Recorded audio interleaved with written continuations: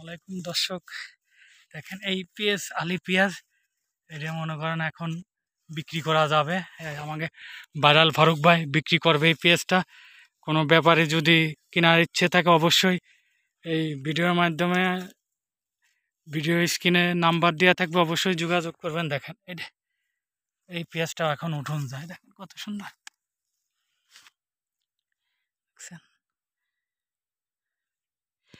50 মনের টার্গেট হওয়া আর কি। এই যে দেখতেছেন জমিটা 50 মন দেওয়া যাবে আর কি, নাকি ফারুক ভাই? 50 মন, 50, 60, 70 মন ধরে এরকম একটা টার্গেট। দেখেন এই যে সাইজ হয়ে গেছে আর কি, দেখেন সুন্দর সাইজ। আমাকে ফারুক ভাই আসলেও পেঁয়াজে খুব ইয়ে হয়েছে আর কি, ভালো একজন পেঁয়াজ চাষি। প্রত্যেক বছরেই কিন্তু ওনার সবার মানে এই এলাকায় সবার আগে আর কি পেঁয়াজ উঠায়, আবার সবার আগে লাগায়। কপালে আর কি কি কপাল তো লস কপালিবার, কিন্তু দাম কম।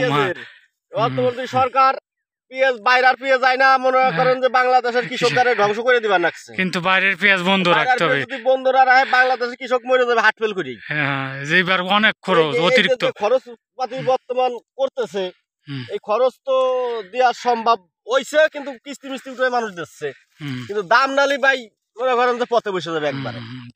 মানে বুঝতিস শুয়ে পড়ে গাছ আর কৃষকও শুয়ে পড়বি।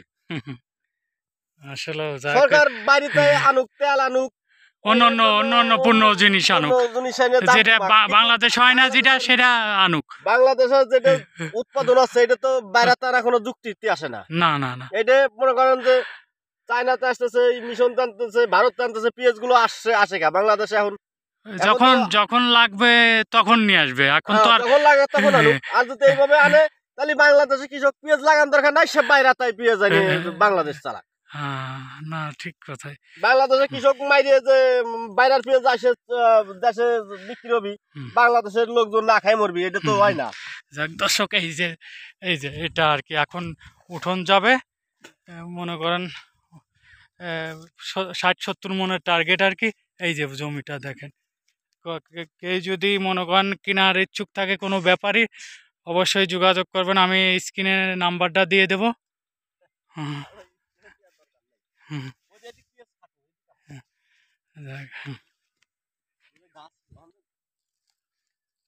দেখেন কি সাইজ,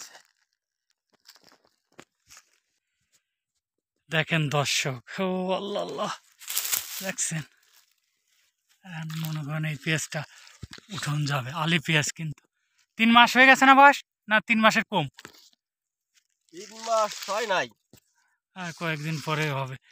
তারপর দেখেন আর উঠোন যায় পেঁয়াজটা। মাশাআল্লাহ, কত সুন্দর দেখেন।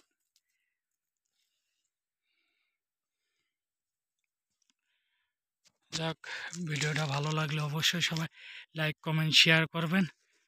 এই পেঁয়াজটা বিক্রি হবে, সবাই বেশি বেশি শেয়ার করবেন যাতে এই পেঁয়াজের ব্যাপারী আসে, আমাদের ফারুক ভাই ভালো দামে বিক্রি করতে পারে, সেটাই।